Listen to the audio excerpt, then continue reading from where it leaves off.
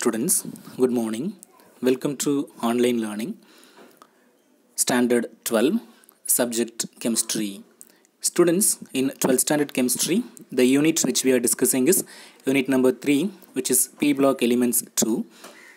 And using this video, the concepts which we are going to discuss is physical and chemical properties of chlorine. Already in the previous video, we have seen how chlorine is manufactured, its occurrence, and some basic information about the elements of halogen family, isn't it? Yes. And by using this video, at the end of this video, you'll be familiar with the physical as well as the chemical properties of chlorine. Is it clear, students? Okay. First, let us see. This is the concept of today's class, physical and chemical properties of chlorine. First, let us see about physical properties. Let me tell you point by point. Look at the first point. What is given? It's about its nature. Its color is greenish yellow and it is a gas. Okay, so that is the point number 1 about the gas chlorine. It is a greenish yellow gas. Okay, and point number 2 is about its smell, its odor. It has pungent, irritating odor. When we inhale chlorine, we will feel irritated. That is why it is said to possess pungent, irritating odor. Pungent smelling means it's looking like the smell of amarthanjan. Okay, that is called as pungent smell. So chlorine gas possesses pungent, irritating odor. Then point number 3. Point number 3 is when we inhale chlorine in excess quantity. When we inhale the chlorine gas in excess quantity, we will feel headache. So that is given in point number 3. It produces headache when inhaled in excess. Okay, and when we inhale more and more amount of chlorine, it is fatal. Fatal in the sense dangerous. It may be harmful to our human body. Okay, so over inhaling of chlorine gas must be avoided. Then come to point number 4. Point number 4 already I have explained. Inhaling in large quantities is fatal. Fatal in the sense dangerous. It's harmful to the human being.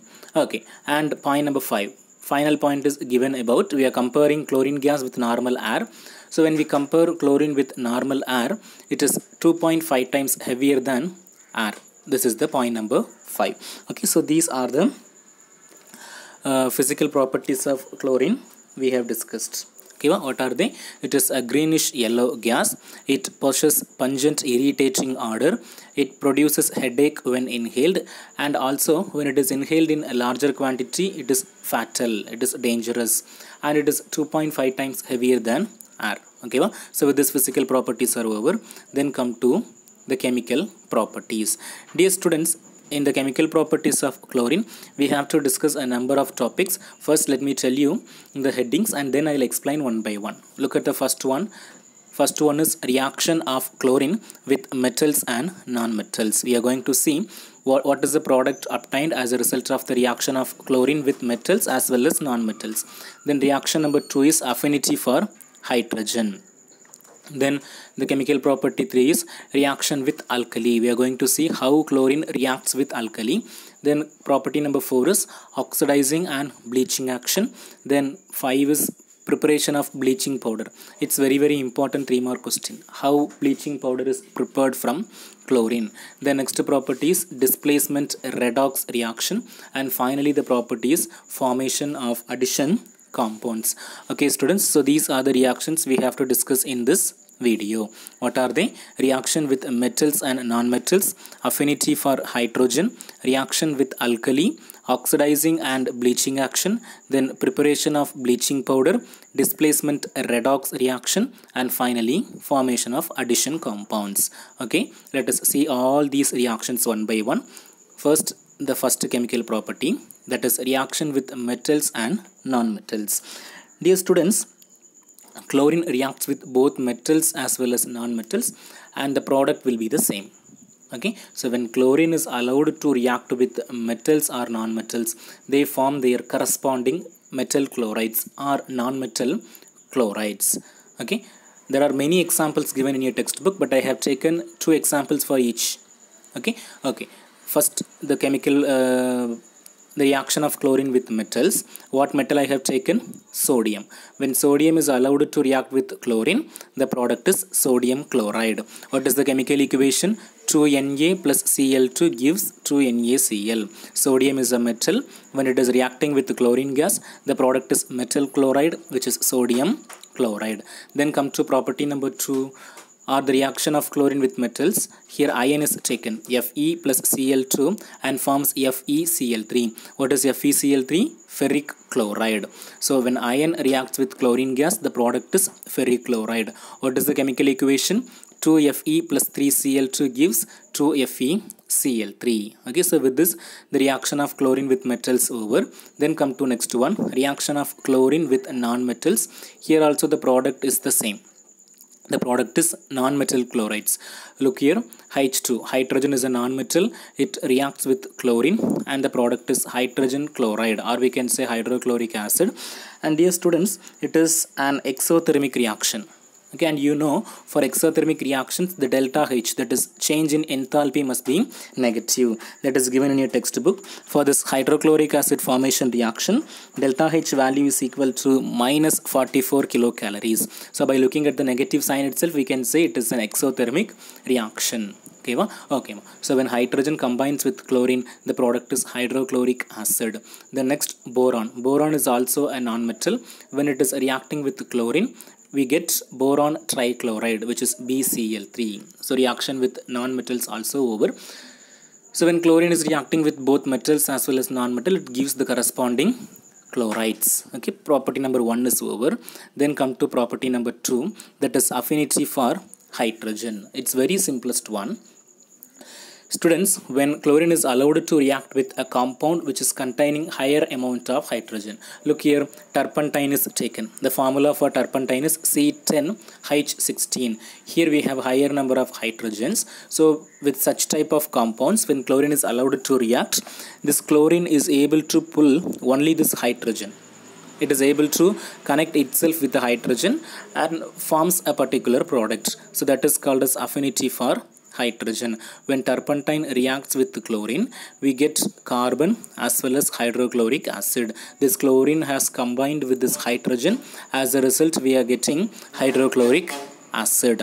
So this is the first reaction which shows the affinity of chlorine towards hydrogen.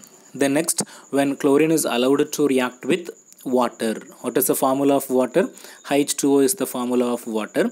When chlorine is allowed to react with it, this chlorine interacts with this hydrogen, and as a result we get hydrochloric acid. H plus Cl forms hydrochloric acid and molecular oxygen is liberated. O2 gas is liberated. So these are the two reactions which shows the affinity of chlorine towards hydrogen.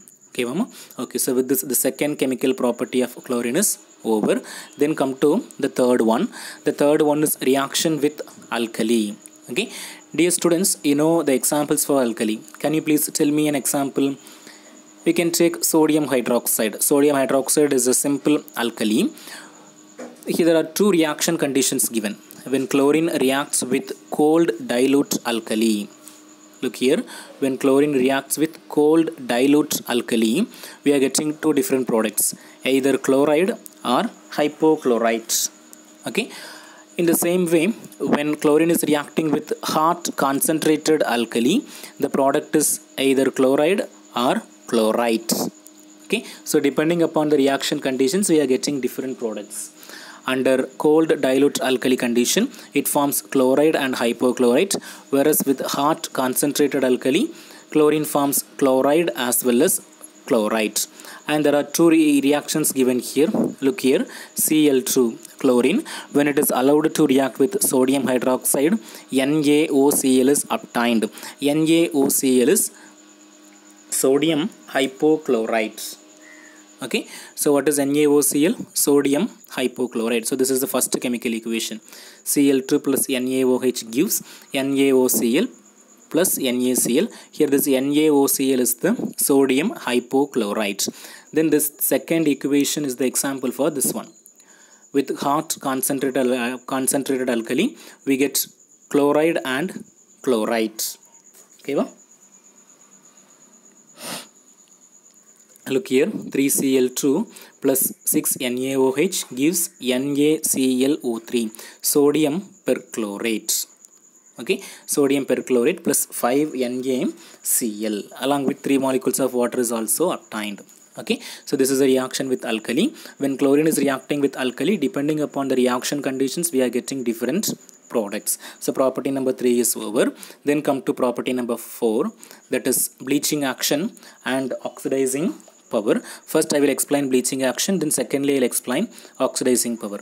Okay, dear students, first we have to be familiar with what is called as bleaching action. Bleaching action is nothing but the removal of colored substance. The removal of dye particles from any material is called as bleaching action. And chlorine can be used for this bleaching activity. So it is given chlorine is a bleaching agent. Then which is responsible for this bleaching activity? That is given in the point number 2.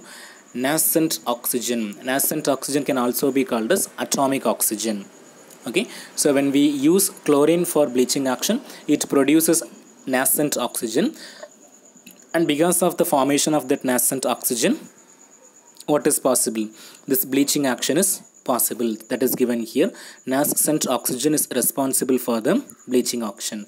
Look here, water molecule plus Cl2, H2O plus Cl2. When they react together, the product is HCl and HOCl. HOCl is hypochlorous acid, and this hypochlorous acid, HOCl, on decomposition, it forms HCl and nascent oxygen.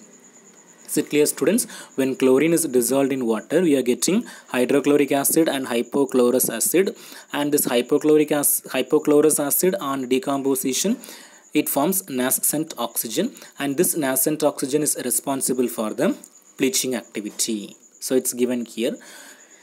When nascent oxygen is mixed with coloring matter, we will get a colorless product. This is called as bleaching action. So what is called as bleaching action? The removal of colored matter, colored material from any substance is called as bleaching action. For that, what is responsible?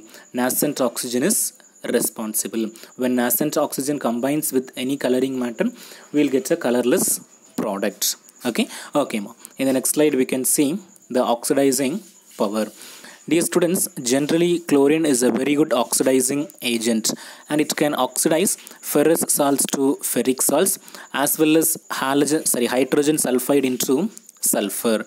You know about oxidation. What is called as oxidation? Addition of oxygen, or we can say loss of electron. Okay, let us see the examples now. First case, it oxidizes ferrous salts to ferric salts. Look here, FeSO4. FeSO4 is ferrous sulfate along with sulfuric acid, H2SO4, and Cl2. Here Cl2 is the oxidizing agent. So when ferrous sulfate is mixed with sulfuric acid and chlorine, here chlorine is the oxidizing agent. This ferrous sulfate is oxidized to ferric sulfate, or simply we can say Fe2+. Fe2+ is ferrous salt. It is oxidized to Fe3+. In the ferric salt, the oxidation state of ion will be +3 along with the liberation of 1 electron.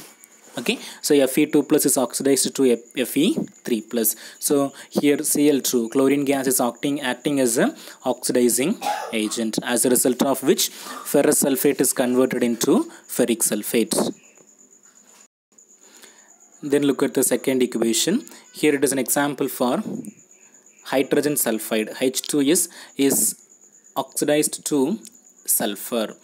Also, oxidation is the removal of hydrogen. Either we can say addition of oxygen or removal of hydrogen. This chlorine, it removes hydrogen from this hydrogen sulfide. So here it is acting as the oxidizing agent. As a result, we get HCl and atomic sulfur. Okay, Mama. So these two reactions I have taken as an example for the oxidizing power of chlorine. Chlorine can oxidize ferrous salts to ferric salts. Also, it can oxidize hydrogen sulfide to sulfur. These are the two reactions shows the oxidizing power of chlorine. Then next chemical property we can see now. The next chemical property is very important, which is preparation of bleaching powder. When the textbook was published in the first time, this question was asked in the annual public examination. Okay, how bleaching powder is prepared. Dear students, the synthesis of bleaching powder is very easy. We have been using in our house no bleaching powders, so you have to keep in mind how bleaching powder is prepared. It can be produced by passing chlorine gas through dry slacked lime. This slacked lime means slacked lime is nothing but in Tamil we can say chunambu powder.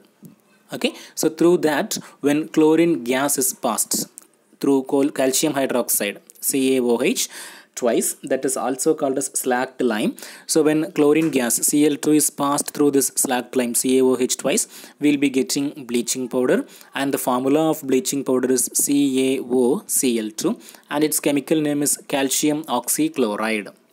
Okay, Mama? Okay, so how bleaching powder is prepared? When chlorine gas is passed through slacked lime, that is calcium hydroxide CaOH twice, we are getting bleaching powder which is calcium oxychloride CaOCl2 along with the formation of water molecule H2O. Dear students, again and again I am telling, it's very important chemical property. How bleaching powder is prepared? When chlorine gas is passed through slacked lime CaOH twice, we'll be getting calcium oxychloride CaOCl2, that is called as bleaching powder. Okay, okay. Then the next chemical property is displacement redox reaction. Okay, look here, the chlorine, it can displace bromine from bromides. Look here, KBr is taken. What is KBr? Potassium bromide. When potassium bromide is allowed to react with this chlorine can displace this bromine. Okay, and as a result we get potassium chloride. The place of bromine is occupied by chlorine, and so it is called as displacement reaction, and here oxidation and reduction both takes place, so it is called as a redox reaction. Okay, so when chlorine is allowed to react with potassium bromide, the product is potassium chloride. Along with that, bromine is also liberated. In the same way, when chlorine is allowed to react with potassium iodide, what is the formula of potassium iodide? Ki is the formula for potassium iodide. When it is reacting, this chlorine can displace this iodine, and as a result we get potassium chloride, that is KCl, and iodine gas is liberated. Okay, Mama? So this is called as displacement redox reactions. Okay, okay. Then come to next chemical property, that is formation of addition compounds. The addition compounds are nothing but when two or more reactants react together, they just combine and they produce a compound that is called as addition compound. And here there are two examples taken. One is reaction of chlorine with sulfur dioxide, and the one more is reaction of chlorine with carbon monoxide. Look here, the formula of sulfur dioxide is SO2. When it is allowed to react with chlorine Cl2, the product is sulfuryl chloride, that is SO2 Cl2. Just combination, SO2 has combined with this Cl2 and produces SOCl2, sulfuryl chloride. In the same way, when carbon monoxide CO combines with chlorine Cl2, the product is COCl2, that is carbonyl chloride. So these are the two examples which shows the formation of addition compounds. Okay, dear students, with this the chemical properties of chlorine over. What are the properties we have seen in this video? Let us recollect one time. Reaction with metals and non-metals. Chlorine combines with both metals and non-metals. As a result, we get the corresponding metal chloride as well as non-metal chloride. Then property number 2 is affinity for hydrogen. Chlorine shows a great affinity towards hydrogen. It forms certain compounds. Then third one, reaction with alkali. Under different conditions we are getting different products. And bleaching action. It can remove the colored material from any substance. Oxidizing power. Chlorine is a very good oxidizing agent. Then preparation of bleaching powder. When chlorine is passed through calcium hydroxide, we get bleaching powder, and its formula is CaOCl2, calcium oxychloride. And displacement reactions. Chlorine can displace bromine and iodine from metal bromides as well as metal iodides. Then formation of addition compounds. It can the chlorine is able to form some addition compounds. Okay, well? Then finally the uses of chlorine. There are two uses given. The first use is it is used in the purification of drinking water. Use number 2 is it is used in the bleaching of cotton textiles, paper and rayon. Then use number 3 is it is used in the extraction of gold and platinum. So with this about chlorine everything is over. Okay students, you can watch the video twice in order to have a better and clear understanding. Thank you.